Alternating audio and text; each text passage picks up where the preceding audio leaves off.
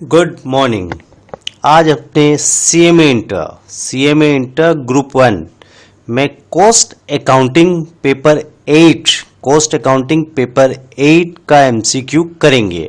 आज मैं जितना एमसीक्यू कराऊंगा आप यदि अच्छा से कर लेंगे 150 के आसपास एमसीक्यू कराऊंगा, उसको आप अच्छा से कर लेंगे, श्योर शॉर्ट इस पेपर में पास हो जाएंगे।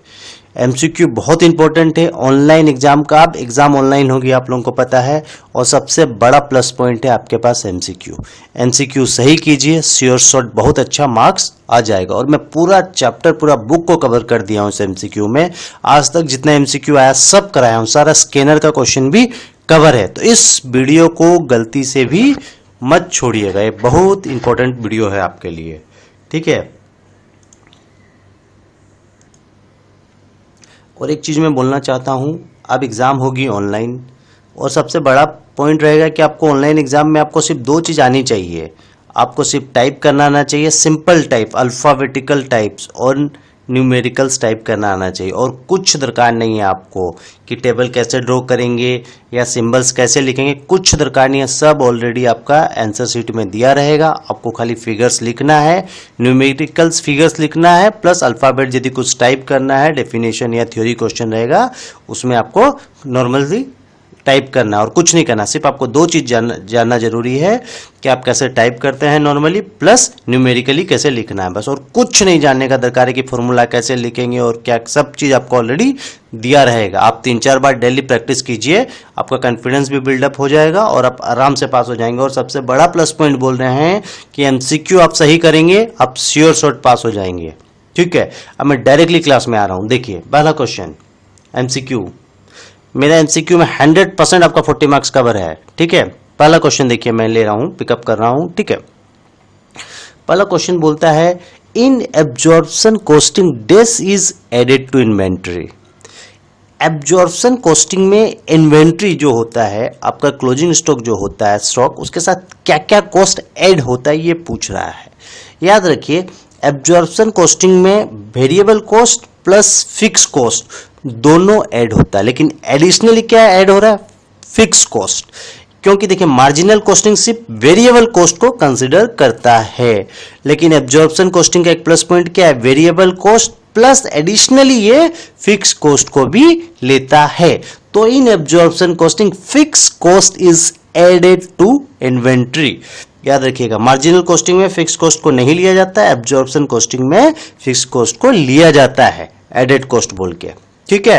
एकदम सिंपल सा कॉस्ट फंडा। In absorption costing this is added to inventory, fix cost is added to inventory. देखिए नेक्स्ट क्वेश्चन में आते हैं अपने।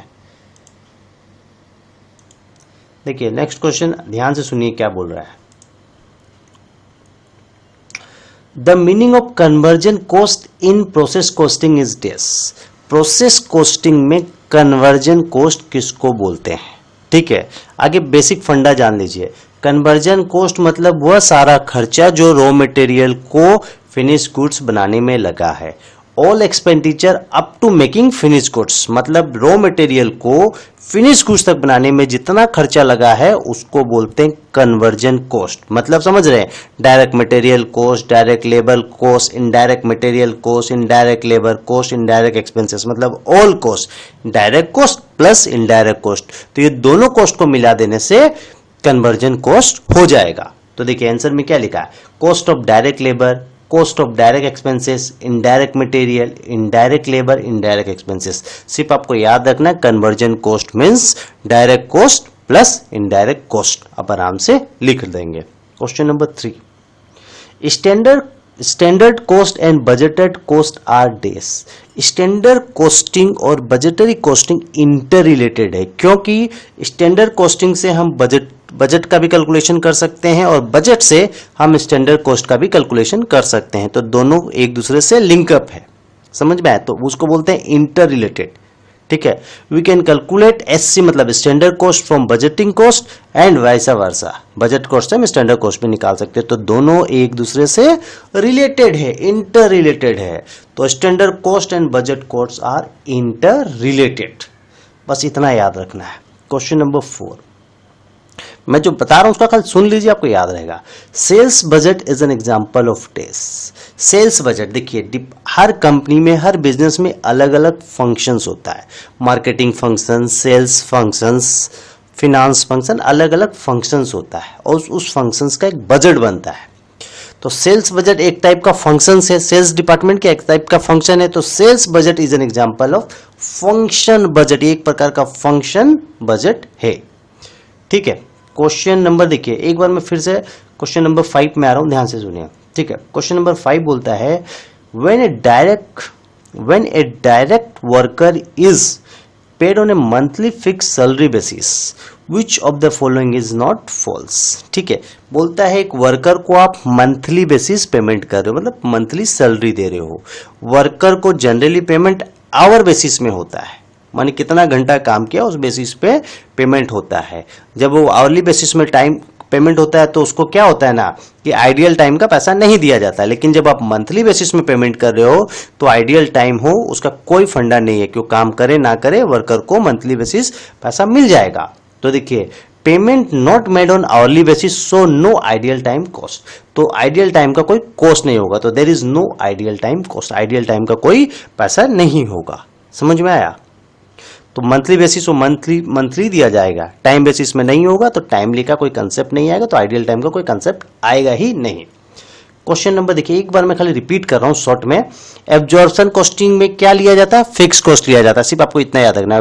एब्जॉर्प्शन कॉस्टिंग में क्या लेना है? फिक्स कॉस्ट लेना है, काम खत्म। कन्वर्जन कॉस्ट मतलब direct cost plus indirect cost. Standard costing and budget costing are interrelated, एक दूसरे से रिलेटेड है। सेल्स बजट क्या है? एक प्रकार का फंक्शन बजट है। और जब वर्कर को मंथली बेसिस में सैलरी दी जाती है तो there is no ideal time cost, ideal time का कोई कॉस्ट नहीं होता है, क्योंकि मंथली बेसिस में ले रहा है तो काम करे ना करे उससे कोई फर्क नहीं पड़ता, आइडियल टाइम का कोई कॉस्ट कैलकुलेट नहीं होगा। अब क्वेश्चन नंबर 6 में आ जाइए। मैं 5 क्वेश्चन कराऊंगा, उसका शॉर्ट में कराऊंगा, आपको याद रहेगा। ठीक है, which of the following standard deals with the principles and methods of determining depreciation and amortisation cost. खाली इतना पूछेगा, which standard deals with depreciation and amortisation cost, cost accounting standard 16, बस इतना याद रखना है। Depreciation and amortisation cost which standard? Cost accounting standard 16, बस। In a job cost system cost are accumulated. Job costing system में जो cost है specific job के बेसिस में एक्यूमुलेटेड होता है, बस इतना याद रखना। Cost are accumulated by specific job. देखिए क्वेश्चन नंबर 8 बहुत अच्छा क्वेश्चन है। क्वेश्चन नंबर 8 बोलता है there is a loss as per financial statement amount to 10,600। बोलता है जब मैंने फाइनेंशियल स्टेटमेंट बनाया, मैंने बैलेंस शीट और पीएल बनाया तो पीएल अकाउंट में मेरा 10,000 लॉस था, 10,600 रुपया का लॉस था। ठीक है, डोनेशंस, ठीक है, donations not shown in cost accounting amount to 6,000। जब मैंने कॉस्ट शीट बनाई तो कॉस्ट शीट में तो डोनेशन नहीं लेते हैं। ठीक है, तो what would be the profit और loss as per cost accounts. Cost accounting के हिसाब से प्रॉफिट है या लॉस है कितना का होना चाहिए। ठीक है, यही चीज बोला है। तो देखिए सीधा सा है, जब मैंने बैलेंस शीट और पीएल अकाउंट बनाया फाइनेंशियल स्टेटमेंट के हिसाब से तो मैंने 6,000 डिप्रिसिएशन का डेबिट किया, तो फाइनेंशियल अकाउंट में लॉस कितना है? 10,600 का। तो जब कॉस्ट शीट बनाएंगे तो कॉस्ट शीट में डिप्रिसिएशन नहीं लेते हैं तो उतना रुपया से लॉस उसका कम हो जाएगा। तो 10,600 माइनस 10,600 का लॉस है, माइनस 6,000 से लॉस कम हो जाएगा, तो नेट लॉस 4,600 होगा, क्योंकि donation not shown under the cost accounting. Cost accounting में डोनेशन नहीं दिखाया जाता है। ठीक है, देखिए क्वेश्चन नंबर 9 देखिए, marginal costing technique follow which of the following base of classification. Marginal costing कौन सा बेस फॉलो करता है? बिहेवियर वाइज, बस इतना याद रखना है।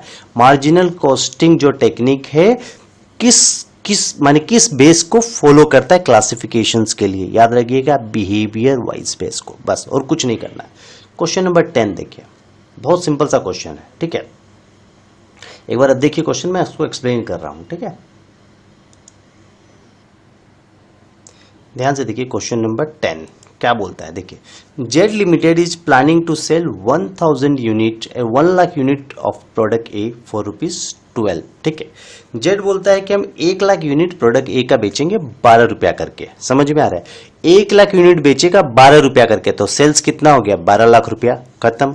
आगे देखिए, the fix cost are 2,80,000। Fix cost कितना है 2,80,000।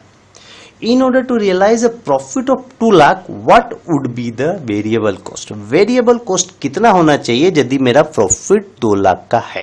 तो बस देखिए, मैं एक टेबल यहां छोटा सा बनाया हूं, उस टेबल को देखिए, आपको सारा कंसेप्ट क्लियर हो जाएगा। सेल्स से जनरली क्या फंडा है, देखिए कॉस्टिंग में सेल्स से आप वेरिएबल कॉस्ट को माइनस करेंगे तो आएगा कंट्रीब्यूशन। सेल्स से वेरिएबल कॉस्ट को माइनस करेंगे तो आएगा कंट्रीब्यूशन, और कंट्रीब्यूशन से फिक्स कॉस्ट को माइनस करेंगे तो आएगा प्रॉफिट। ठीक है, यदि हम लोग बैक कैलकुलेशन करते हैं, बैक कैलकुलेशन मतलब यदि उल्टा कैलकुलेशन करते हैं, जैसे प्रॉफिट प्लस फिक्स कॉस्ट जोड़ देंगे तो कंट्रीब्यूशन आ जाएगा, सिंपल सा है। तो क्वेश्चन में देखिए फिक्स कॉस्ट कितना दिया है, वेरिएबल कॉस्ट अपने को निकालना है। देखिए क्वेश्चन में उल्टा कैलकुलेशन कर रहे हैं, तो फिक्स कॉस्ट यहाँ कितना है, देखिए 2,80,000 फिक्स कॉस्ट है और प्रॉफिट कितना है 2 लाख, तो उल्टा दिया तो 2 लाख प्लस 2,80,000, तो कितना हो गया कंट्रीब्यूशन हो गया 4,80,000। 2 लाख प्लस 2,80,000 क्या हो गया 4,80,000 आपका कॉन्ट्रीब्यूशन हो गया।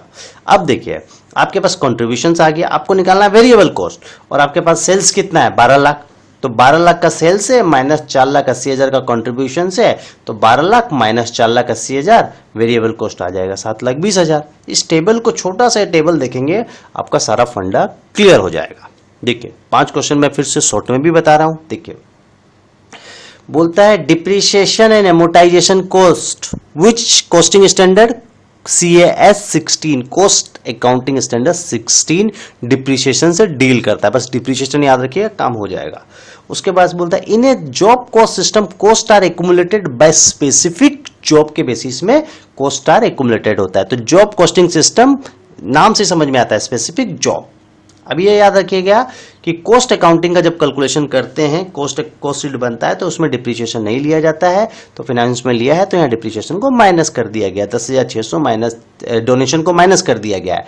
10,600 माइनस डोनेशन का 6,000, तो 4,600 यहाँ पर लॉस हो गया। Marginal costing technique follow which of the following base of classification? Marginal costing technique follow behaviour wise classifications. बस ये आपको समझ में आ गया है। क्वेश्चन नंबर 11 पढ़िए, बहुत इंपॉर्टेंट सिंपल सा क्वेश्चन है। ठीक है, क्वेश्चन को पढ़िए फिर मैं एक्सप्लेन करूंगा आपको। ठीक है, देखिए नेक्स्ट क्वेश्चन पे आ रहे हैं। ठीक है, क्वेश्चन नंबर है 11। देखिए अच्छा से पढ़िए। ठीक है, आप एक बार पढ़िए फिर मैं एक्सप्लेन करूंगा। ठीक है, a hotel having 100 rooms of which 80% are normally occupied in summer.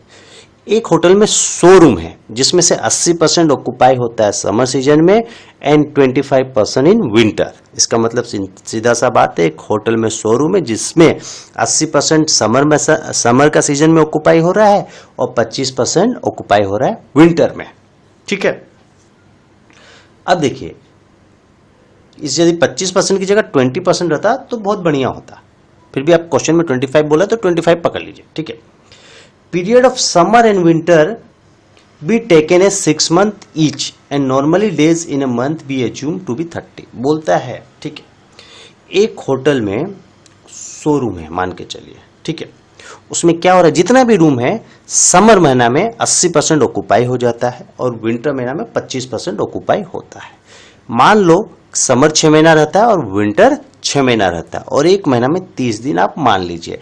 तब पूछा है then what is the value of total occupied room days क्या है। ठीक है, सिंपल सा फंड है। इस टाइप का कोई भी क्वेश्चन हो सीधा सा एकदम कैलकुलेशन कैसे कीजिएगा, देखिए नंबर ऑफ रूम लीजिएगा 100 रूम्स इंटू कितना परसेंट ऑक्युपाई है 80%। समर में कितना परसेंट, आगे समर 2 मंथ है, देखिएगा कितना भाग में डिवाइड किया गया सीजन को, 2 भाग में डिवाइड किया गया summer season and winter season. ठीक है, तो आप जो भी कैलकुलेशन करेंगे 2 पार्ट में कैलकुलेशन करेंगे फिर ऐड ऑन कर देंगे। ठीक है, वो देखिएगा क्या बोला है बेस क्वेश्चन का। तो क्वेश्चन में 2 भाग में डिवाइड किया गया समर एंड विंटर, तो हमको समझ में आ गया कि 2 पार्ट हम निकालेंगे और दोनों को ऐड कर देंगे। तो पहला देखिए 100 रूम है, 100 रूम्स होल इंटू 80% ऑक्युपाई है इंटू 0.80 मतलब 80% होल इंटू 6 मंथ, ये कितना 6 महीना तक है इंटू 30 प्लस ये एक हो गया समर सीजन का। विंटर सीजन में ऐसे ही 100 रूम होल इंटू 25% ऑक्यूपेशन है, whole into 6 month, whole into 30, दोनों का एडिशन कर देंगे 18,900 होगा आंसर। इस टाइप का कोई भी ऑपरेटिंग कॉस्टिंग का सम हो आप ऐसे ही कीजिएगा। कितना पार्ट में बोला है, कितना सीजन बोला है या क्या पार्ट बोला है, सबको मिला के एड ऑन करके डायरेक्ट डाल दीजिएगा आंसर। क्वेश्चन नंबर 12 बहुत इजी क्वेश्चन है, देखिए। A firm has fix expenses of ₹90,000, fix cost कितना है 90,000, सेल्स कितना है देखिए 3 लाख रुपया, sales of ₹3 lakh and profit of ₹60,000। What is the value of PB ratio of the firm? PB ratio पूछा है। पीबी रेशियो क्या होगा formula? Contribution divided by sales whole into 100, बस इतना याद रखिएगा। अभी हम बताए थे कंट्रीब्यूशन क्या होता है, प्रॉफिट प्लस फिक्स को जोड़ देंगे तो कंट्रीब्यूशन आ जाएगा। तो प्रॉफिट कितना है यहाँ पर 60,000, फिक्स कॉस्ट कितना है 90,000, तो 90 प्लस 60 कितना हो गया 1.5 लाख रुपया हो गया आपका कॉन्ट्रीब्यूशन। सेल्स दिया हुआ है 3 लाख, तो 1.5 lakh divided by 3 lakh whole into 100 equal to 50%। बहुत इजी क्वेश्चन था। Question number 13, during a period 800 units were introduce in a process, 800 unit introduce हुआ, the normal loss is 5%, closing work in progress 60% complete was 100 units. ये चीज देखिए कि keyword क्या, closing work कितना complete है 60% कंप्लीट हो चुका है। आगे देखिए, if the equivalent productions for the period is 720 units, how many complete unit were transfer to the next process. ये याद रखिएगा, प्रोसेस कॉस्टिंग में जब भी इक्विवेलेंट प्रोडक्शन बोला है मतलब सारा चीज मिला के दिया है, समझ में आया, सारा यूनिट मिला के, मतलब ये फाइनल यूनिट इतना ट्रांसफर होना चाहिए। तो इक्विवेलेंट प्रोडक्शन कितना है 720 यूनिट है। इस 720 यूनिट में क्लोजिंग स्टॉक का पूरा 100 यूनिट है, तो लेकिन इसका जो है क्लोजिंग वर्क इन प्रोसेस कितना है 60% कंप्लीट है, मतलब 40% अनकंप्लीट है। 60% कंप्लीट है मतलब क्या, 40% अनकंप्लीट है, तो जितना यूनिट कंप्लीट है हम उसी का ही ट्रांसफर कर सकते हैं। तो 60% कंप्लीट है मतलब 100 का 60%। चीज को समझिए, बहुत एकदम सिंपल सा क्वेश्चन है, क्या बोलना चाह रहा है अच्छा से समझिए। देखिए सिंपल सा चीज, इक्विवेलेंट यूनिट में क्लोजिंग स्टॉक भी मिलाया हुआ है, लेकिन क्लोजिंग स्टॉक हमको कितना लेना चाहिए था 60% कंप्लीट है, तो सिर्फ 60% कंप्लीट है। चीज को समझिए, बहुत सिंपल सा चीज है, 60% कंप्लीट है मीन्स सिंपल सा चीज है, 60% कंप्लीट है तो मतलब टोटल यूनिट 720 था, 60% कंप्लीट है, 60 को माइनस कर देंगे 660 आएगा। बहुत सिंपल सा क्वेश्चन। आगे देखिए question number 14, which method is followed for evaluation of equivalent productions when price are in fluctuating? क्या बोला है देखिए, which method is followed for evaluation of equivalent production when price are fluctuating? जब price यदि fluctuate होता है, मान के चले कि यदि प्राइस बढ़ जाता है तो कौन सा मेरा माने इक्विवेलेशन मेथड है। जनरली चीज को समझिए, कौन सा मेथड सबसे अच्छा होता है जब प्राइस बढ़ जाता है, तो चीज को समझिए। जनरली 2 प्रकार का मेथड काम आएगा, या फीफो मेथड होगा या लिफो मेथड होगा। वेटेड तो होगा नहीं क्योंकि वो एवरेज लिया जाता है। तो फीफो और लिफो में डिफरेंस क्या देखिए, फीफो मेथड में यदि प्राइस बढ़ता है तो जो माल पहले आया वो पहले जाएगा, तो यदि किसी चीज का प्राइस बढ़ जाए तो मेरा क्लोजिंग स्टॉक का पार्ट बन जाएगा, वो माल मेरे पास रहेगा। लेकिन लिफो में तो उल्टा चलता है, यदि प्राइस बढ़ा तो पहले प्राइस बढ़ा वाला माल को बेचना पड़ेगा, उल्टा चलना पड़ता है। तो सबसे बेस्ट मेथड होता है FIFO method. Which method is followed for evaluation of equivalent production? यदि इक्विवेलेंट प्रोडक्शंस का इवेल्युएशन करेंगे तो सबसे बढ़िया मेथड फीफो मेथड होता है, क्योंकि फीफो मेथड में जो प्राइस जो बढ़ा हुआ स्टॉक है, जिस प्राइस का बढ़ा हुआ मेरे पास अभी है, क्योंकि पहले हम पुराना स्टॉक बेचेंगे जो ऑलरेडी है। चीज को समझे, इसीलिए FIFO is the best method. इक्विवेलेशन या देखिए evaluation of equivalent production, which method? FIFO method. बस इतना ही याद रखना है। क्वेश्चन नंबर 15 देखिए, in the contest of contract account work completed but not at certified. चीज को समझिए, वर्क कंप्लीटेड हो गया बट सर्टिफाइड नहीं हुआ, मतलब वर्क अनसर्टिफाइड है। और कोई भी चीज अनसर्टिफाइड है मतलब अनकंप्लीटेड है, और अनकंप्लीटेड है मतलब वर्क इन प्रोग्रेस का पार्ट है। बस इतना याद रखिएगा। तो वर्क अनसर्टिफाइड कहां जाएगा? Under work in progress account. तो एट कॉस्ट में होगा under work in progress account, याद रखिएगा सीधा सा। In the contest of contract account में वर्क कंप्लीटेड है but not certified, not at certified मतलब अनकंप्लीटेड, अनकंप्लीटेड है मतलब वर्क इन प्रोग्रेस का पार्ट है। सिंपल सा चीज है। क्वेश्चन नंबर 16 में आ जाइए, देखिए बहुत सिंपल सा क्वेश्चन है। देखिए क्या बोलता है, देखिए एक company maintain a margin of safety of 25% on its current sales. ठीक है, कंपनी का क्वेश्चन को बहुत अच्छा से समझिए, आप अगर पढ़िए फिर समझ पाएंगे। देखिए क्वेश्चन नंबर 16 बहुत इजी क्वेश्चन है, समझना है आपको। देखिए एक company maintain a margin of safety of 25% on its current sales. ठीक है, कंपनी का मार्जिन ऑफ सेफ्टी क्या है, 25% है करेंट सेल्स का। ठीक है, and earn A profit of 30 lakh per annum। Company profit कितना कमा रहा है, 30 लाख। ठीक है, per annum। If the company has a PB ratio, profit volume ratio company का कितना है, 40% है, तो if its current sales amount to, बोलता है कि इसका पीबी रेशियो 40% है, तो आप कंपनी का सेल्स कितना है, करेंट सेल्स कितना है, आप निकाल के बताओ। तो क्वेश्चन में दिया है मार्जिन ऑफ सेफ्टी। ठीक है, मार्जिन ऑफ सेफ्टी क्या होता है, देखिए profit divided by PB ratio को बोलते हैं मार्जिन ऑफ सेफ्टी। तो प्रॉफिट कितना है, 30 लाख, पीबी रेशियो कितना है, 0.40, तो अल्टीमेटली कंपनी का मार्जिन ऑफ सेफ्टी कितना हुआ, 75 लाख रुपया हुआ। चीज को समझिए, कंपनी का मार्जिन ऑफ सेफ्टी कितना हो गया, 75 लाख रुपया। ठीक है, अब बोलता है ये जो 75 लाख है, करेंट मार्जिन ऑफ सेफ्टी क्या है, 25% ऑफ करेंट सेल्स। आज मार्जिन सेफ्टी कितना है, मार्जिन ऑफ सेफ्टी जितना करंट सेल्स है उसका 25% है। मतलब समझिए ये 75 लाख क्या है, 25% है, 25% है टोटल सेल्स का। तो यदि 25% 75 लाख हुआ तो 100% क्या होगा, 75 lakh divided by 0.25, 75 lakh divided by 25% equal to 300%। समझ में आया, 25% आपका निकल गया है, इतना है, तो आपको 100% निकालना है। सिंपल सा है, डिवाइड कर देंगे 25% का अमाउंट को। तो मार्जिन ऑफ सेफ्टी का फॉर्मूला याद रखिएगा, profit divided by PV ratio, बस इससे हो जाएगा। Question number 70, two broad method of costing are. Costing का दो बड़ा मेथड है, जॉब कॉस्टिंग और प्रोसेस कॉस्टिंग, सब जानते हैं। अब ये देखिए क्वेश्चन नंबर 18 बहुत इंपॉर्टेंट है। ठीक है, बोलता है देखिए standard time is 60 hours. Standard time एक काम को करने का कितना है, 60 घंटा है। And guaranteed time rate is 50 per hour. ठीक है, ये होगा ₹50 पर आवर्स। गारंटेड टाइम रेट मतलब 60 घंटा है और वेज रेट होता है उसका 50 घंटा, हम लोग 50 रुपया पर घंटा देते हैं। गारंटेड टाइम रेट की जगह वेज रेट होगा। ठीक है, कंपनी का स्टैंडर्ड टाइम 60 घंटा है और उसको जो रेट पर घंटा मिलता है लेबर को काम करने का 50 रुपया पर घंटा है। ठीक है, अब देखिए under Rowan plan what is the amount of wages if job is completed in 48 hours. तीन चीज दिया है क्वेश्चन में। जॉब को करने का स्टैंडर्ड टाइम कितना है, 60 घंटा है, लेकिन उस एम्प्लॉय वो जो लेबर है उसको कितना घंटा में करता है, 48 घंटा में करता है। और कंपनी का पॉलिसी क्या है, guaranteed time rate is ₹50 per hour. मतलब कंपनी जो वेजेस रेट देता है 50 रुपया पर घंटा का देता है। वेज रेट कितना दे रहा है कंपनी, 50 रुपया पर घंटा का। तीन चीज दिया है, standard time 60 hours, actual time 48 hours और वेज रेट है 50 रुपया पर घंटा। देखिए रोवन प्लान और हल्से प्लान में दो डिफरेंस है, इस चीज को समझ लीजिए। ठीक है, रोवन प्लान में बोलता है कि जितना घंटा काम किया है इंटू रेट पर आवर्स दे दो। ये हल्से प्लान में भी बोलता है। दोनों को बोनस निकालने का दोनों का अलग अलग तरीका है। बोनस क्या होता है कि कोई सी काम को आप स्टैंडर्ड टाइम जितना रहता है उससे कम टाइम में कर दोगे, टाइम बचा लोगे, तो उसका बोनस मिलता है आपको। ठीक है, तो देखिए रोवन प्लान में क्या बोलता है, आगे जितना घंटा काम किया उसके हिसाब से पैसा दे दो प्लस, ठीक है, प्लस जितना टाइम सेव हुआ उसके बेसिस में दे दो।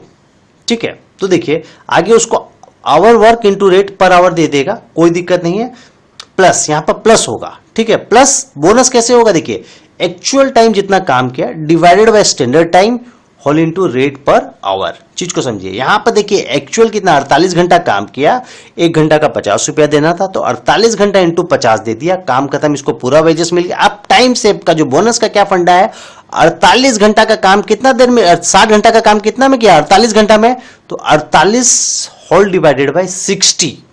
चीज को समझिए, 48 होल डिवाइडेड बाय 60। चीज को समझिए, बहुत इजी। ये कैसे आया, देखिए 48 घंटा क्या है, एक्चुअल आवर्स वो लिया और स्टैंडर्ड आवर्स कितना था 60, तो actual hour divided by standard hour whole into time saved. 60 60 घंटा का काम कितना में किया, 48 घंटा में किया, तो 12 घंटा जो बचा है इंटू 12 होता है, होल इंटू 50 घंटा का, माने पर घंटा का रेट कितना है 50, wage rate into 50 equal to 2880। देखिए ये जो फॉर्मूला लिखा हुआ और work whole into rate per hours plus, यहां पर प्लस होगा, इंटू लिखा हुआ है प्लस होगा, प्लस करेंगे actual time divided by standard times, करेंगे whole into time saved, time saved कितना बचा है whole into rate per unit होगा।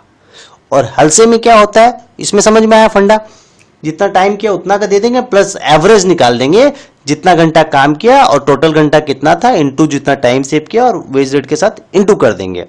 और हलसे प्लान में क्या है, hour work into rate per hour, ये तो करेंगे प्लस जितना टाइम सेव करेगा उसका 50% का बोनस मिल जाएगा, जितना टाइम सेव किया उससे उसका रेट को इंटू करेंगे, होल इंटू 50% का बोनस दे देंगे। तो ये रोवन प्लान में जब बोनस होता है वो उसका एवरेज बेसिस में मिलता है, माने एक्चुअल टाइम को स्टैंडर्ड टाइम से डिवाइड करके उसके बेसिस में बोनस मिलता है। लेकिन हलसे प्लान में जितना भी टाइम सेव किया उसका 50% का बोनस मिलता है। सिर्फ दोनों में एक ही कॉमन डिफरेंस है, हलसे प्लान में आप जितना टाइम सेव कर रहे हो उसका 50% का बोनस मिलेगा और वेज रेट तो नॉर्मल मिलेगा। बोनस का फंडा यही है, जितना टाइम सेव करोगे उसका 50%, जितना टाइम सेव करोगे उसका जितना रेट होता है उसका 50% आपको बोनस मिल जाएगा। लेकिन रोवन प्लान में उसका एवरेज निकाला जाता है। एवरेज जो टाइम सेव का कैसे निकालोगे, एक्चुअल जितना घंटा काम किया उसको स्टैंडर्ड टाइम से डिवाइड कर दोगे बस, ठीक है। फॉर्मूला नहीं, इसको देखिए, फंडा आपको समझ में आ जाएगा, फंडा को समझिए, फॉर्मूला को मत समझिए। Question number 19, which of the following is not a potential benefit of using A budget, ठीक है। बोलता है which of the following is not a potential benefit of using A budget, ठीक है। आंसर होगा more accurate external financial statement. Budget कभी भी accurate financial statement नहीं देता है, ये प्रपोज फाइनेंशियल स्टेटमेंट देता है, एक्यूरेट कभी भी नहीं देता है। तो बजट कैन नॉट से फाइनेंशियल स्टेटमेंट मेक एक्यूरेट, कभी भी एक्यूरेट फाइनेंशियल स्टेटमेंट बजट नहीं दे सकता है, ठीक है। Question number 20, at the economic order quantity level which of the following is true, कौन सा ट्रू है, एकदम ये बच्चा वाला क्वेश्चन है। The ordering cost is equal to the carrying cost, EOQ में ऑर्डरिंग कॉस्ट इक्वल होता है कैरिंग कॉस्ट के साथ, याद रखिएगा। The ordering cost is equal to the carrying cost. Question number 21, देखिए बहुत सिंपल सा क्वेश्चन है आगे। क्वेश्चन नंबर 21, मैं जो पढ़ा हूं खाली सुन लीजिए, आपका काम हो जाएगा, ठीक है। क्वेश्चन नंबर 21 देखिए, which of the following choices is an example of direct expenses as per cost accounting standard 10, travelling expenses to site, ये एक तो डायरेक्ट एक्सपेंसेस का एग्जांपल है, travelling expenses to site as per cost accounting standard 10 बस। Which of the following most appropriate define ideal time, ठीक है। Which of the following most appropriately define ideal time, ideal time मतलब क्या होता है, जो टाइम वेस्ट हो रहा है, जिस टाइम में वर्कर लोग काम नहीं कर रहे हैं, वर्क ऑफ कर रहे हैं, ठीक है। तो time spend by worker of their work, simple सा बात है, time spend by worker of their work, जब वर्कर अपना काम को ऑफ कर रहे हैं उसी को आइडियल टाइम बोलते हैं। Question number 23, where the cost and financial accounts are maintain independently of each other, जब कॉस्ट एंड फाइनेंशियल अकाउंट्स अलग अलग मेंटेन होता है तो it is indispensable to reconcile them, उसको रिकॉन्साइल किया जाता है as they are different in profit of two sets of books. मतलब कॉस्ट अकाउंट्स का अलग प्रॉफिट होता है, फाइनेंस माने कॉस्ट जो कॉस्ट शीट बनाते हैं उसमें अलग प्रॉफिट होता है, और फाइनेंस अकाउंट जो बनाते हैं फाइनेंशियल अकाउंट कंपनीज एक्ट के हिसाब से उसका एक अलग प्रॉफिट होता है, तो दोनों को रिकॉन्साइल किया जाता है। क्वेश्चन नंबर 24, ठीक है, which of the following best describe a fix cost, fix cost को क्या डिस्क्राइब करता है, देखिए। इट में change in total where such changes is unrelated to change in productions, वह चेंज जो है फिक्स कॉस्ट का चेंज अनरिलेटेड है टू चेंज इन प्रोडक्शन। क्यों? क्योंकि आप 1 यूनिट बनाइए या 10 यूनिट प्रोड्यूस कीजिए, फिक्स कॉस्ट तो उतना ही लगेगा। एग्जाम्पल, एक फैक्ट्री है जिसका रेंट हम देते हैं 50,000 रुपया महीना, तो हम उस फैक्ट्री में 1 यूनिट भी बनाएंगे तो भी 50,000 रुपया लगेगा, और 50,000 यूनिट बनाएंगे तो भी मेरा उसका रेंट 50,000 लगेगा। जो फिक्स कॉस्ट इक्वल है, माने अनरिलेटेड है प्रोडक्शन के साथ, ठीक है। तो such change is unrelated to change in productions, simple सा चीज है। Question number 25, equivalent production is express in terms of, equivalent production में क्या होता है, कंप्लीट यूनिट होता है, ठीक है। Question number 26, materials which can be identified with the given product unit of cost center is called, जो डायरेक्टली आइडेंटिफाई हो रहा है उसको डायरेक्ट मटेरियल बोलेंगे। Material which can be identify with the given product unit of A cost centre, particular उस cost centre unit में, उस cost centre में आइडेंटिफाई हो रहा है, डायरेक्ट मटेरियल है, सिंपल सा चीज है, ठीक है। चीज को समझिए एक बार, देखिए जो मटेरियल एक पार्टिकुलर कॉस्ट सेंटर में आइडेंटिफाई होता है उसको डायरेक्ट मटेरियल बोलते हैं, सिंपल सा चीज है। क्वेश्चन नंबर 27, इन स्टैंडर्ड कॉस्ट, ये एक तो फिल इन द ब्लैंक्स उठा के डाला है, in standard cost these norms is applied, याद रखिएगा predetermined norms is applied as a scale of reference for assessing actual cost to serve as a basis of cost control, simple सा, सिर्फ इतना याद रखना, in standard cost predetermined norms is applied, बस। Question number 28, by product में undergo further processing before sale, हो सकता है बाय प्रोडक्ट को हम फर्दर प्रोसेसिंग के लिए भेज सकते हैं, कोई दिक्कत नहीं है, बाय प्रोडक्ट में फर्दर प्रोसेसिंग जा सकता है, ट्रू है। Question number 29, one of the disadvantage of overtime working is incurring days labour cost, यदि कोई लेबर मेरा ओवर टाइम करता है तो हम उसको एक्स्ट्रा लेबर कॉस्ट देते हैं, एक्सेस लेबर कॉस्ट देते हैं। तो आंसर आप एक्स्ट्रा लिखिए, एडिशनल लिखिए या एक्सेस लिखिए, सब सही होगा।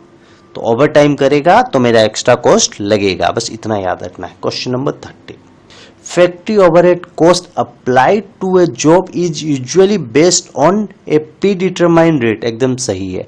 फैक्ट्री ओवरहेड कॉस्ट अप्लाइड होता है to a job is usually based on a predetermined rate, ठीक है। Overhead cost are always predetermined, याद रखिए कोई भी ओवरहेड कॉस्ट हो जनरली वो प्री डिटरमाइंड होता है। तो ओवरहेड कॉस्ट, कोई भी ओवरहेड, फैक्ट्री ओवरहेड या कोई भी ओवरहेड देगा, overhead cost are always predetermined, ठीक है। क्वेश्चन नंबर 31, देखिए क्वेश्चन नंबर 31, क्वेश्चन को समझिएगा।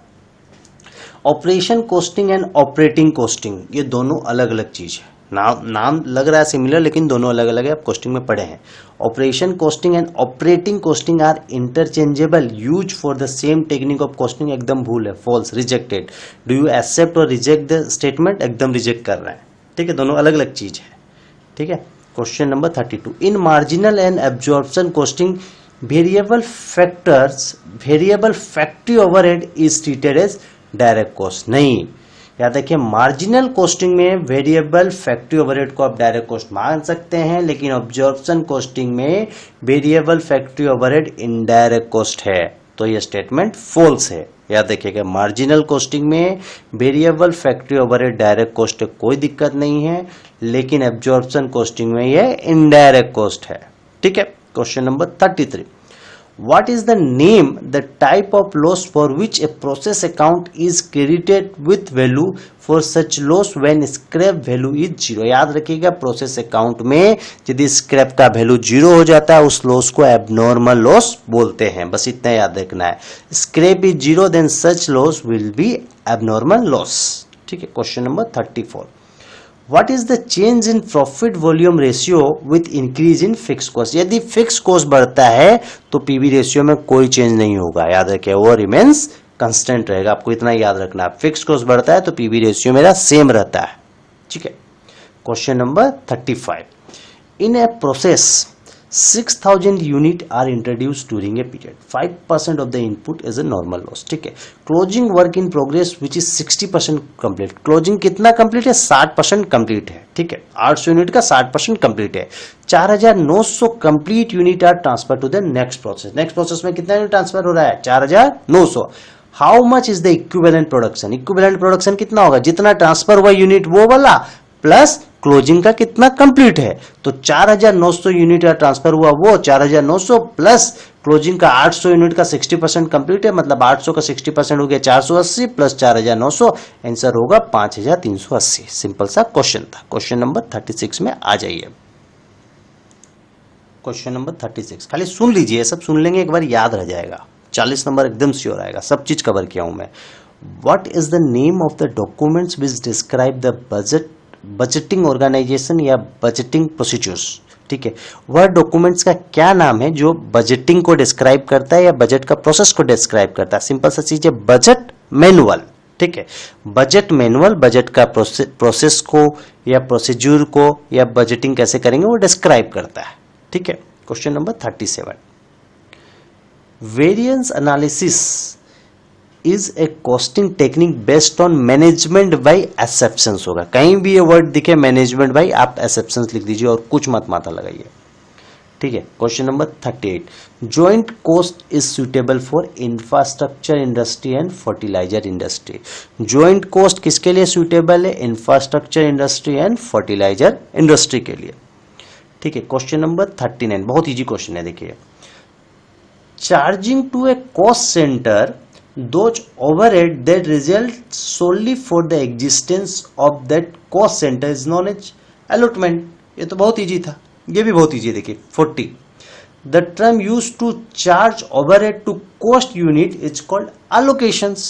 ये आपको पता ही है, the term used to charge overhead to cost unit is called allocations। ये बहुत इजी था। Question number 41, in absorption costing dash cost is added to inventory. ये पता आपको, फिक्स कॉस्ट बता चुका हूं। Question number 42, which of the following concept is known as cost behaviour oriented approach to product costing? होगा batch costing, याद रखिएगा। Which of the following concept is known as cost behaviour oriented approach किसको बोलते हैं? Batch costing को, ठीक है। Conversion cost related to, conversion cost क्या चीज से रिलेटेड है? मार्जिनल कॉस्टिंग से, ठीक है, marginal costing. Question number 44, which of the following is a true at break even point? एकदम ब्रेक इवन पॉइंट मतलब क्या है? Contribution equal to fix cost. यदि contribution equal to fix cost हो जाएगा तो कंपनी का प्रॉफिट होगा 0। तो ब्रेक इवन पॉइंट मतलब क्या? कोई प्रॉफिट नहीं हो रहा है, कोई लॉस नहीं हो रहा है, तो कंट्रीब्यूशन 10 रुपया है, फिक्स कॉस्ट 10 रुपया है, तो profit equal to 0, contribution minus fix cost equal to 0। समझ में आया? तो ट्रू ब्रेक इवन पॉइंट होगा contributions equal to fix cost. Question number 45, देखिए, if the raw material price are affected by inflation, which of the following method of valuing stock will give the lowest gross profit? Highest gross profit कौन देगा? FIFO method. क्यों? क्योंकि जो price बढ़ेगा, जो जिस stock का प्राइस बढ़ा है वो मैं क्या कर सकता हूं? होल्ड करके रखा हूं, क्योंकि मैं पुराना माल पहले बेचा हूं, तो ज्यादा प्रॉफिट हम कमाएंगे फीफो मेथड से, तो कम प्रॉफिट किससे कमाएंगे? लिफो मेथड से। याद रखिए, क्वेश्चन में कुछ भी बोल सकता है, हाईएस्ट प्रॉफिट, लोएस्ट प्रॉफिट। तो लोएस्ट प्रॉफिट, क्योंकि लोएस्ट प्रॉफिट क्यों है? क्योंकि लिफो मेथड में जो प्राइस जिसका बढ़ा है वो स्टॉक हमको पहले बेचना पड़ेगा, ठीक है। क्वेश्चन नंबर 46, देखिए, बहुत इंपॉर्टेंट क्वेश्चन है, ठीक है। बोलता है, the number of employ at the beginning and end of the years 2014 was 380 and 420। Opening में कंपनी के पास 380 एम्प्लॉय थे, क्लोजिंग में 420 एम्प्लॉय थे। During the year 80 employ resign, 18 employ ने रेजिग्नेशन दे दिया, ठीक है। मैंने कंपनी को छोड़ दिया, सेपरेट हो गए कंपनी से, ठीक है। एंड 6 वेयर टर्मिनेटेड, और कितने हो गए? 6 एम्प्लॉय को निकाल दिया गया, इसको भी कंपनी से सेपरेट कर दिया गया। 18 खुद छोड़ दिए और 6 को टर्मिनेटेड कर दिया गया, तो कंपनी से सेपरेट कितने हो गए? कंपनी को छोड़ दिए 18 प्लस 6, 24 एम्प्लॉय कंपनी को छोड़ दिए हैं। एंड देयर वाज 60 रिप्लेसमेंट, नया कितना एम्प्लॉय आया? 16 एम्प्लॉय नया आया। मतलब कंपनी ने छोड़ा 18 प्लस 24 एम्प्लॉय को कंपनी ने हटाया, छोड़ा दिया, सेपरेट कर दिया और 16 को रिप्लेस कर दिया, मतलब रख लिया। Find the labour turnover ratio under the flux method. Flux method में ये बहुत इंपॉर्टेंट है, फ्लक्स मेथड का क्वेश्चन बहुत बार आता है। तो फ्लक्स मेथड में याद देखिए, लेबर टर्नओवर का फॉर्मूला है नंबर ऑफ एम्प्लॉय सेपरेशन, कितना नंबर ऑफ एम्प्लॉय कंपनी को छोड़ा, सेपरेट हुआ, plus number of employ replacement, कितना एम्प्लॉय रिप्लेस हुआ, divided by average number of employ. तो कंपनी को जो सेपरेट हुआ कितना हो गया? मैंने छोड़ दिया 18 प्लस 6, 24 एम्प्लॉय कंपनी को छोड़ दिया, plus number of employ replacement कितना हुआ? 16। तो ये 24 plus 16 divided by average number of employ. Average कैसे निकालेंगे? 420 plus 380 divided by 2 equal to होगा 400। एवरेज निकाल देंगे, ओपनिंग और क्लोजिंग डिवाइडेड बाय 2, तो ये हो गया 400। तो इससे इसको डिवाइड करेंगे तो आएगा 10%। तो फ्लक्स मेथड के हिसाब से आंसर कितना होगा? 10%। क्वेश्चन नंबर 47 देखिए, बहुत सिंपल सा क्वेश्चन है, ठीक है। क्वेश्चन नंबर 47 अच्छा से सुनिए, ठीक है। क्या बोलता है? The variable cost of a product increase by 10% and the management raise the unit selling price by equal amount. बोलता है कंपनी ने वेरिएबल कॉस्ट 10% बढ़ गया कंपनी का और सेलिंग प्राइस भी 10% से बढ़ा दिया, तो मतलब वेरिएबल कॉस्ट 10% से बढ़ा और सेलिंग प्राइस भी 10% से बढ़ गया। The fix cost remains unchanged, fix cost वैसा का वैसा ही है। Then break even point of the firm क्या होगा, अनचेंज। यदि वेरिएबल कॉस्ट बढ़ जाता है और उतना ही सेलिंग प्राइस भी बढ़ जाता है और फिक्स कॉस्ट में कोई चेंज नहीं होता है, तो उस केस में ब्रेक इवन पॉइंट में भी कोई चेंज नहीं होगा। ठीक है। क्वेश्चन नंबर 48 देखिए, the annual demand of a certain component brought from the market is 1000 unit. Annual demand कितना है, 1000 unit. And the cost of placing an order is 60। ठीक है। ऑर्डरिंग कॉस्ट कितना है, 60 रुपया। And the carrying cost per unit is 3 पर annum। ठीक है। The economic order quantity for the item is, बोलता है ईओयू निकालना है। ठीक है। एनुअल कंजम्पशन है 1000 यूनिट। ठीक है। और ऑर्डरिंग कॉस्ट है 60 रुपया, कैरिंग कॉस्ट है 3 रुपया। आप ईओक्यू निकाल के बताइए। तो ईओक्यू का फॉर्मूला देखिए, स्क्वायर रूट ऑफ क्या होता है, 2AO डिवाइडेड बाई आई का सब रूट। तो देखिए 2 into A for annual consumption 1000 into ordering cost कितना है 60 डिवाइडेड बाई कैरिंग कॉस्ट 3। इसका आप रूट कर देंगे। देखिए रूट का सिंबल नहीं आता है आपको, तो एग्जाम में सिंपल सा स्क्वायर रूट ऑफ लिख दीजिएगा, और स्क्वायर रूट ऑफ लिख दीजिएगा या एग्जाम में दिया हुआ भी रहेगा। ठीक है। कोई चीज का भी सिंबल आपको लिखने नहीं आया ऑनलाइन एग्जाम में, just type it square root of this, काम खत्म। तो आंसर होगा 2। ये बहुत सिंपल सा क्वेश्चन है। देखिए ये क्वेश्चन बहुत जबरदस्त है। क्वेश्चन नंबर 49, दिमाग लगाना है इसमें बहुत जोर। The monthly cost of maintenance of machinery for 12,000 machines hours run is 1,70,000। बोलता है मंथली खर्चा दिया है। ठीक है। 12,000 घंटा। ठीक है।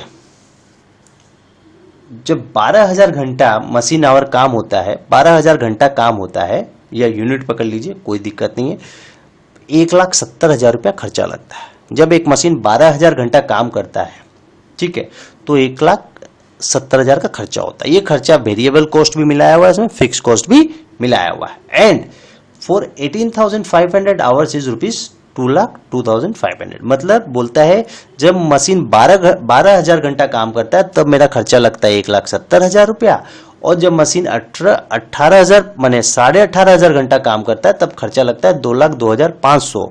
तो आप हमको ये बता दिए कि जब मशीन 14,000 घंटा काम करेगा तो कितना खर्चा लगेगा, वेरिएबल कॉस्ट और फिक्स कॉस्ट को बता लीजिए। तो सबसे पहले हमको निकालना पड़ेगा कि वेरिएबल कॉस्ट कितना लगा है, तभी हम फिक्स कॉस्ट को निकाल पाएंगे। तो देखिए जब भी इस टाइप का क्वेश्चन हो तो वेरिएबल कॉस्ट क्या कीजिएगा, आपकी टोटल जो कॉस्ट है, मतलब आपका 12,000 घंटा काम करने में जो लगा और 18,500 घंटा में जो काम लगा, उसके बेसिस में हम कैलकुलेशन करेंगे। देखिए क्या करेंगे, आप यहां 18,500 में जो 2,02,500 जो खर्चा है वेरिएबल कॉस्ट, ये वाला टोटल कॉस्ट माइनस 12,000 यूनिट में लगा 7,000 माने जो आपका 1,70,000 का खर्चा लगा, this minus this divided by total कितना है 18,500 यूनिट, और यहां है 12,000 मतलब 6,500, दोनों का डिफरेंस आया, ये दोनों का डिफरेंस मतलब डिवाइडेड बाई ये दोनों का डिफरेंस, तो आ जाएगा 5,005 पर यूनिट। तो वेरिएबल कॉस्ट कैसे निकालेंगे, दोनों का डिफरेंस, दोनों खर्चा का डिफरेंस और दोनों यूनिट का डिफरेंस को डिवाइड कर देंगे तो वेरिएबल कॉस्ट निकल जाएगा। और जब वेरिएबल कॉस्ट निकलेगा तो आप फिक्स कॉस्ट निकाल लेंगे। अब देखिए वेरिएबल कॉस्ट 12,000 घंटा का कितना आया, 12,000 whole into variable cost per घंटा कितना है 5,000, तो 12,000 घंटा का 60,000 हो गया। तो यहां पर देखिए टोटल खर्चा है कितना 1,70,000, तो वेरिएबल कॉस्ट यदि 60,000 है तो फिक्स कॉस्ट कितना हो गया 1,10,000। समझ में आया, 1,10,000 फिक्स कॉस्ट हो गया। अब देखिए 14,000 यूनिट का क्या करेंगे, 14,000 यूनिट का 5 रुपया करके वेरिएबल कॉस्ट, तो 14,000 into 5 equal two variable cost 70,000, fix cost 1,70,000, दोनों को जोड़ दिए 1,80,000। सिंपल सा क्वेश्चन है। ठीक है। Margin of safety is dash, margin of safety आपको पता है sales minus break even sales, या प्रॉफिट को पीवी रेशियो से डिवाइड करेंगे तो मार्जिन ऑफ सेफ्टी आ जाएगा। बहुत सिंपल सा क्वेश्चन है। आगे आ जाइए, ध्यान से सुनिए। 51 क्वेश्चन नंबर 51 सुनते रहिए, एकदम याद रहेगा सब चीज। Profit volume graph shows the relationship between sales and profit.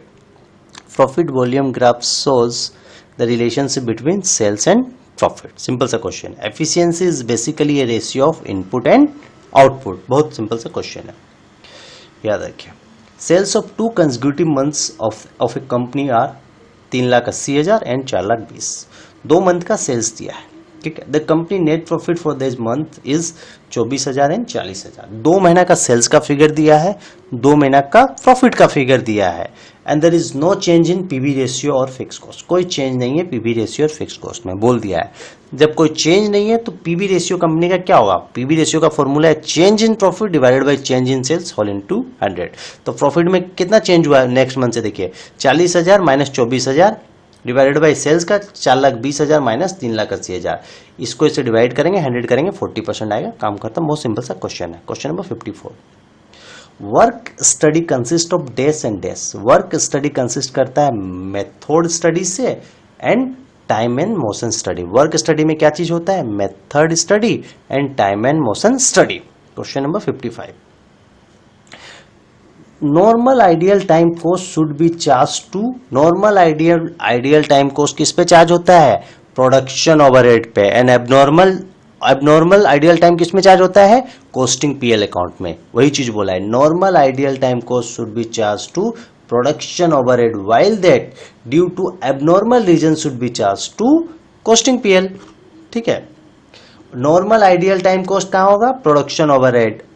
Abnormal ideal time cost costing, abnormal का सारा खर्चा कॉस्टिंग पीएल में चल जाता है, सिंपल सा चीज है। Question number 56, a flexible budget recognise the behaviour of variable and fix cost. Simple सा बजट है, फ्लेक्सिबल बजट क्या चीज रिकॉग्नाइज करता है, वेरिएबल का खर्चा एंड फिक्स का खर्चा। Question number 57, A cost which does not involve any cash outflow is called, क्या बोलते हैं, नोशनल कॉस्ट या इम्प्यूटेड कॉस्ट। जिसमें कोई कैश आउटफ्लो नहीं होता है उसको बोलते हैं नोशनल कॉस्ट, ठीक है। एग्जाम्पल क्या होगा, डिप्रिसिएशंस, ठीक है, उसमें कोई कैश का आउटफ्लो नहीं होता है। Question number 58, contribution earn after reaching break even point is the profit of the company. Break even point में क्या है, नो प्रॉफिट और नो लॉस, उसके ऊपर जितना आप कमाएंगे वो प्रॉफिट है, ठीक है। Profit volume graph shows the relations between, अभी बताया थे ये, profit and sales. Question number 60, ये आपको बता चुका हूं, फिर भी सुन लीजिए। द एनुअल डिमांड कितना है कंपनी का, 3200 यूनिट है, ठीक है। And unit cost is 6 and the inventory carrying cost is 25%, माने 6 का 25% उसका कैरिंग कॉस्ट है। And if the cost of one procurement is 150, मतलब ऑर्डरिंग कॉस्ट कितना है, 150 है। तो ईओक्यू निकालना है, तो ईओक्यू क्या, square root of 2 into annual consumption into ordering cost divided by carrying cost, आ जाएगा 800 यूनिट। बहुत सिंपल, एक करा चुका हूं मैं, ठीक है। कैरिंग कॉस्ट याद रखिएगा, 6 का 25% बोला है तो 6 का 25% ही लेंगे। Question number 61, the allotment of whole item of cost to a cost centre और cost unit is called as cost allocation. ये बहुत सिंपल था। Question number 62, the valuation of closing stock according to LIFO last in first out method of pricing is done at the earliest price. मतलब LIFO में क्या होता है कि जो माल अभी जो एट द एंड में बचता है, जो पहले, फीफो में क्या होता है, जो पहले माल आया उसको पहले बेचेंगे, लेकिन लिफो में उल्टा होता है, जो माल मेरे को लास्ट में आया उसको पहले बेचेंगे, तो द अर्लीस्ट प्राइस को कंसिडर करते हैं। For designing a labor incentive scheme, the study of time and motion is essential। या देखिए, लेबर इंसेंटिव स्टडी में क्या चीज का स्टडी करते हैं, टाइम एंड मोशन का स्टडी को बहुत जरूरी है। Question number 64, variable cost go on changing with the production level. Obviously variable cost production level के हिसाब से चेंज होगा। अब 10 यूनिट प्रोड्यूस करेंगे तो अलग वेरिएबल कॉस्ट लगेगा, और 1000 यूनिट करेंगे तो अलग वेरिएबल कॉस्ट लगेगा। Question number 65, dash is a must for meaningful interfirm comparison. Uniform costing होगा, याद रखिएगा, uniform costing is must for interfirm comparison लिखा है, मतलब uniform costing. Normal ideal time cost should be charge to factory overhead या production overhead, कुछ भी लिखिए, एकदम सही है। क्वेश्चन नंबर 67 देखिए, a bus carry 25 passenger daily for 25 days. A bus में कितना पैसेंजर जाता है, 25 पैसेंजर जाता है, 25 दिन मंथ में बस चलता है। It's mileage per month is 2000 kilometres. बस कितना किलोमीटर चलता है महीना में, 2000 किलोमीटर।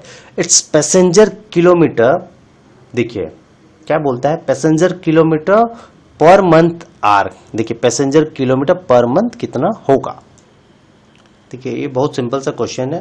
क्वेश्चन में पूछा है passenger kilometre, passenger and kilometre, तो अब 25 पैसेंजर है उसको किलोमीटर के साथ इंटू कर दीजिएगा और कुछ नहीं है, पैसेंजर और किलोमीटर पूछा है बस, ठीक है। क्वेश्चन नंबर 68, एक कंपनी है जो fix cost 6 lakh per annum। Company का फिक्स कॉस्ट कितना है, 6 लाख रुपया।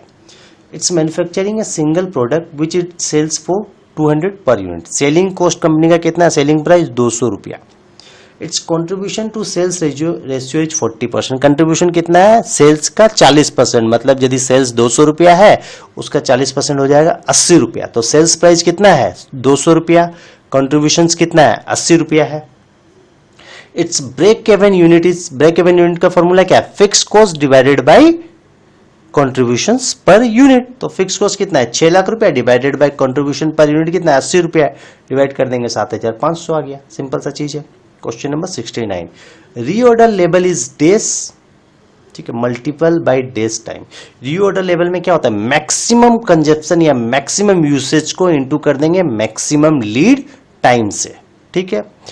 Days cost is the difference in total cost that result from two alternative course of action। क्या होगा, differential cost is the difference in total cost that result from two alternative course of action। बहुत simple सा चीज था। The flux rate method of labor turnover consider employee join and employee left। Flux method में क्या होता है, जो employ join किया और जो एम्प्लॉय छोड़ दिया है उसको एवरेज एम्प्लॉय से डिवाइड कर देते हैं, आंसर आ जाता है। तो दोनों चीज होगा। Question number 72,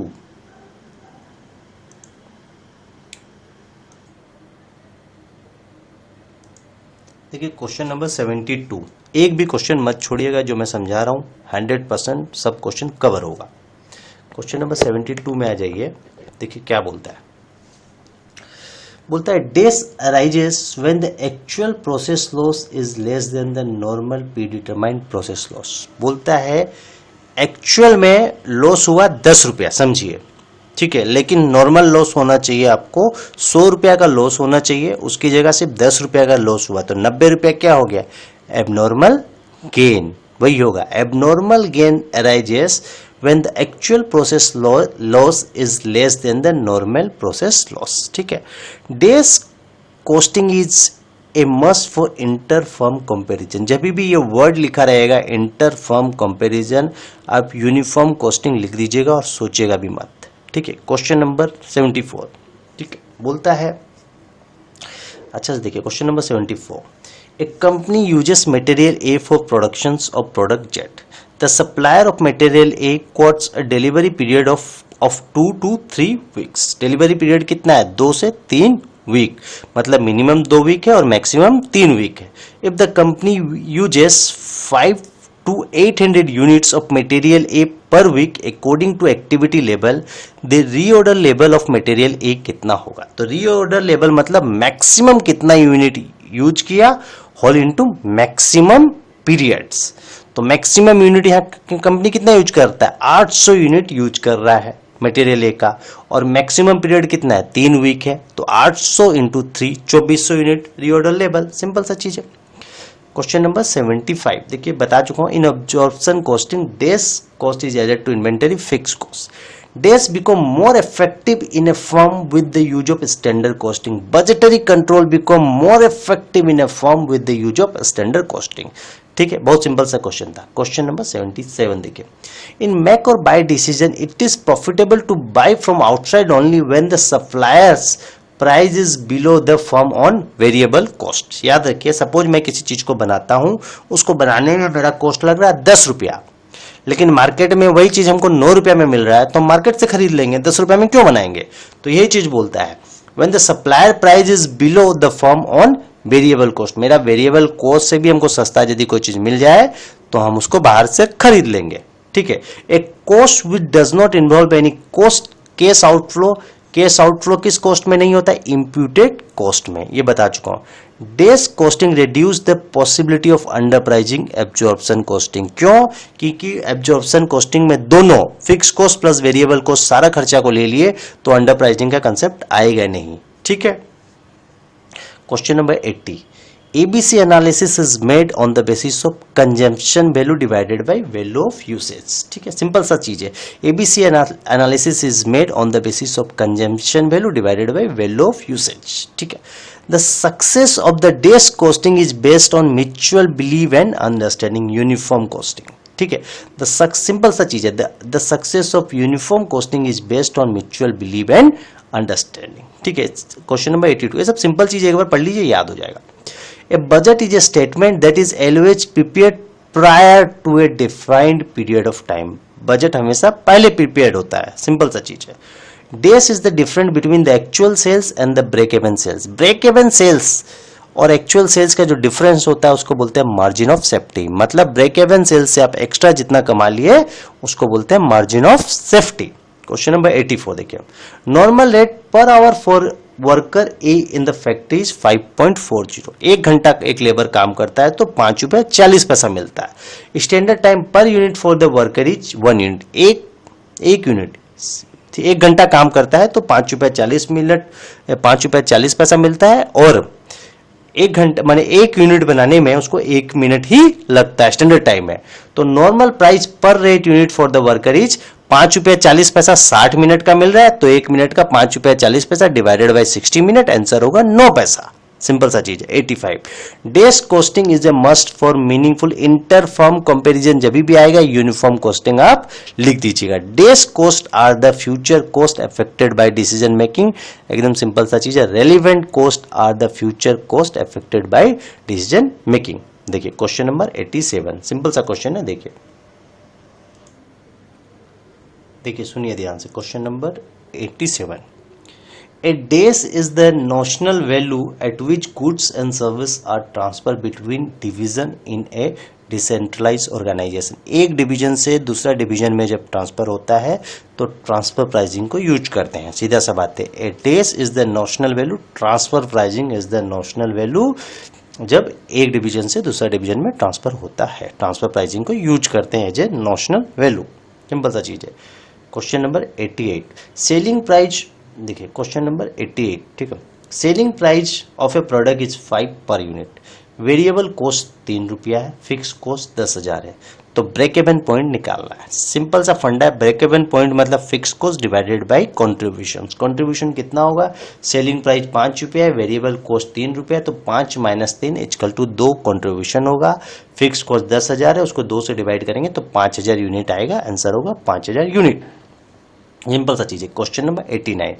days centre is defined as a business entity segment by which both revenue are earned and cost are incurred. मतलब किस सेंटर में बिजनेस एंटिटी का दोनों चीज को लिया जाता है, रेवेन्यू को भी एंड कॉस्ट को भी. सिंपल सा. प्रॉफिट सेंटर में. प्रॉफिट सेंटर में प्रॉफिट के लिए हम दोनों को लेते हैं, रेवेन्यू और खर्चा दोनों को लेते हैं. तो सिंपल लॉजिकली आप लिख देंगे profit centre is defined as business entity.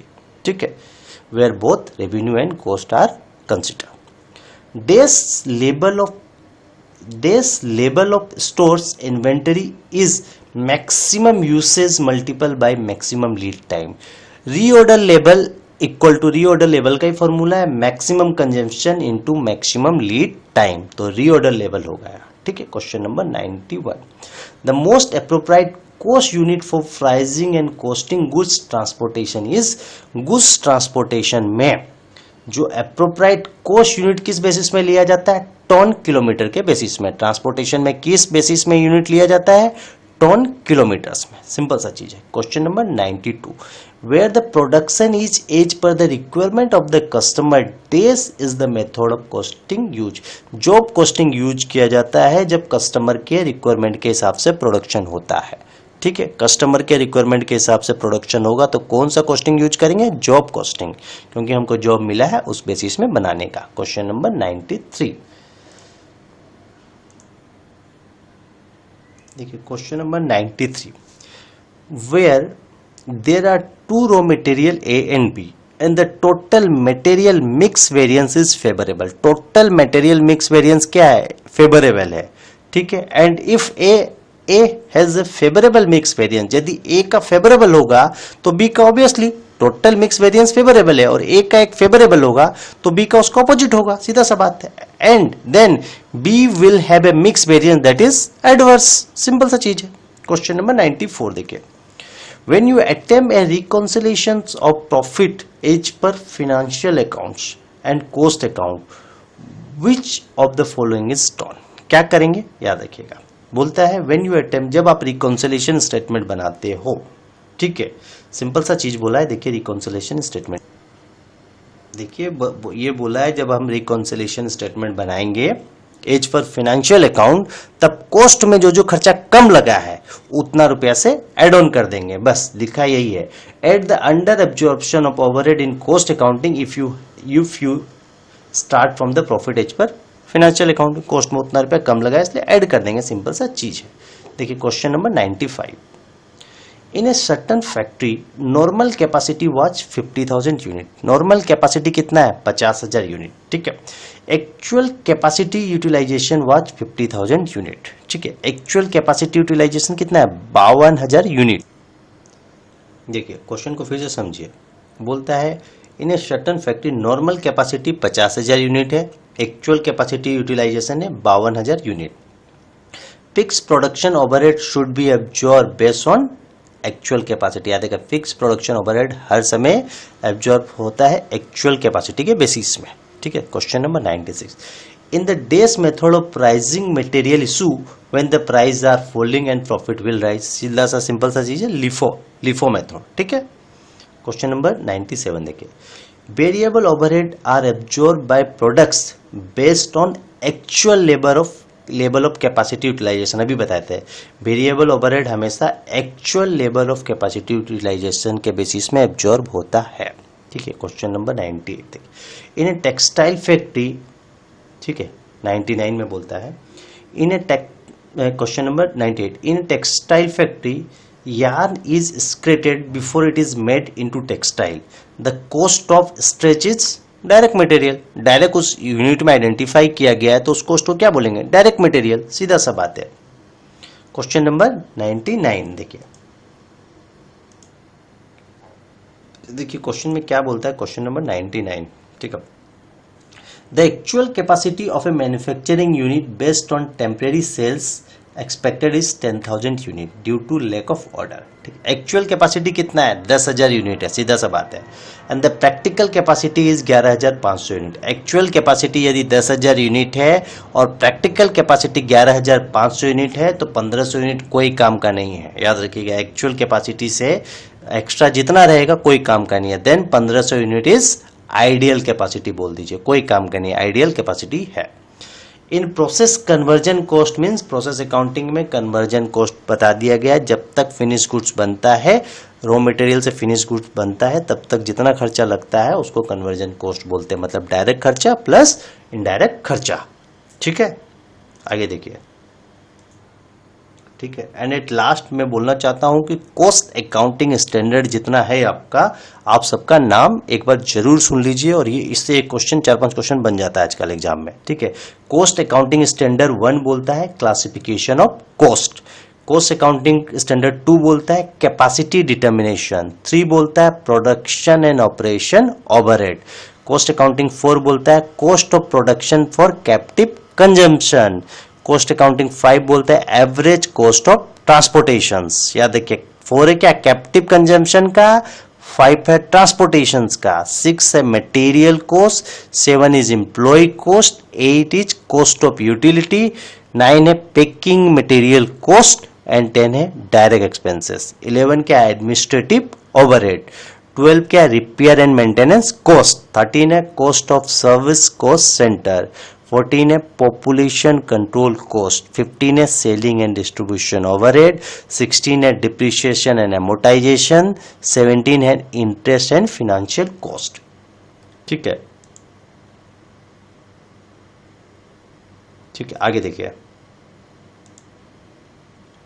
17 के बाद बोलता है 18 है रिसर्च एंड डेवलपमेंट कॉस्ट, 19 है जॉइंट कॉस्ट, 20 है royalty and technical know house and 21 is quality control, 22 is manufacturing cost, 23 is overburden removal cost and last 24 is treatment of revenue in cost statement। तो ये जरूर देख लीजिएगा, इससे भी आजकल क्वेश्चन आता है, इतना एमसीक्यू आप देख लेंगे आराम से आप एग्जाम में टैकल कर पाएंगे। ठीक है, थैंक यू। क्वेश्चन 101 ध्यान से देखिएगा, आप कुछ और क्वेश्चन बच गए हैं, 18-20 क्वेश्चन बच गए हैं, मैं बता रहा हूँ, बहुत ध्यान से सुनिएगा। Question 101, joint cost is suitable for oil industry. खाली एक बार सुन लीजिए, जॉइंट कॉस्ट किसके लिए सुटेबल है? ऑयल इंडस्ट्री के लिए है। दूसरा, cost of ideal time arising due to non availability of raw material. जो कॉस्ट है आइडियल टाइम का, जनरली चार्ज होता है किसमें? कॉस्टिंग पीएल अकाउंट में। याद रखिए, charge to costing PL account, ठीक है। Cost of ideal time arising due to non availability of raw material is charge to costing PL account. Escalation clause मतलब रॉ मटेरियल का प्राइस बढ़ेगा तो हम कॉन्ट्रैक्ट का प्राइस भी बढ़ा देंगे। तो एक्सक्लेशन क्लोज कॉन्ट्रैक्ट कॉस्टिंग में यूज किया जाता है इस कंसेप्ट को। Cost accounting standard 19 joint cost, सारा कॉस्ट अकाउंटिंग स्टैंडर्ड में कराया हूं, नंबर्स और नाम बहुत एकदम याद करके जाना है। CAS 19 joint cost, notional cost, imputed cost, बस इतना। Zero base budgeting decision package में यूज होता है। Question number 107, standard deals with the cost of service cost centre. CAS 13 याद रखिए, cost of service cost centre कौन सा स्टैंडर्ड होगा? CAS 13। In reconciliation statement, income shown only in financial statement is deducted from financial profit. Obviously जो financial income को deduct करते हैं क्योंकि कॉस्टिंग पीएल में उसको रिकॉग्नाइज नहीं किया जाता है। Deducted from financial profit. In reconciliation statement, income shown only in financial accounts is deducted from financial profit. The most suitable cost system where the product difference in type of material and work performance is job costing. बहुत simple सा चीज है, ये कराया भी है पहले। Which of the following is a long term budgeting? long term budget कौन सा होता है? कैपिटल बजट, याद रखिएगा। कैश डिस्काउंट अलाउड, जो कैश डिस्काउंट अलाउड होता है not shown in cost sheet but debited to PL account. याद रखिएगा, कैश डिस्काउंट अलाउड जो है पीएल अकाउंट में अपने डेबिट कर देते हैं, लेकिन कॉस्ट शीट में इसका कोई ट्रीटमेंट नहीं है। Dash is generally allowed by the wholesaler to retailer. Wholesaler retailer को क्या डिस्काउंट देता है? क्वांटिटी डिस्काउंट पकड़ लीजिए, ट्रेड डिस्काउंट पकड़ लीजिए। अब ट्रेड डिस्काउंट याद रखिएगा, trade discount is generally allowed, wholesaler retailer को ट्रेड डिस्काउंट देता है। Dash stand for cost of utility, CAS 8, ये पता है आपको, सबका आंसर बता चुका हूं, दोबारा बता रहा हूं। देखिए, multiple costing is suitable for banking industry, एकदम फॉल्स है, गलत बात है। Cost ledger control accounts makes the cost ledger self balancing, एकदम ट्रू है, बनाते हैं। Under integrated accounting system the accounting entry for payment of wages is debited to wages control account को डेबिट करते हैं एंड क्रेडिट करते हैं cash account को। Question number 117, if the actual cost in a process is less than the normal loss, यदि actual loss normal loss से कम है तो क्या होगा? एबनॉर्मल गेन होगा। The difference is known as abnormal gain. याद रखिए, if the actual loss in a process is less than the normal loss, यदि एक्चुअल लॉस नॉर्मल लॉस से कम होगा तो एबनॉर्मल गेन होगा। और एक लास्ट, ये पहले करा चुका हूं, कल सुन लीजिए। Charging to a cost centre those overhead that result solely for the existence of that cost centre is known as allocations. बस, थैंक यू। इतना क्वेश्चन ध्यान से देखिएगा।